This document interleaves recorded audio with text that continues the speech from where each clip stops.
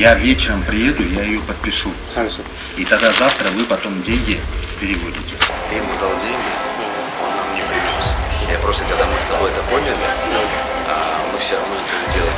Мне Даниэлу по-любому надо было позвонить, что вот он эти деньги или нам донес, Я тебе верну. ты ему сейчас переведи, когда помнишь, мы встречались, договаривались в тайге, то есть там было озвучено о 10 тысячах долларов. Это я тебе говорю для примера, это ты с ними должен нам говорить. Они должны сказать, все, вот столько от прибыли каждый месяц будете переводить мне на счет.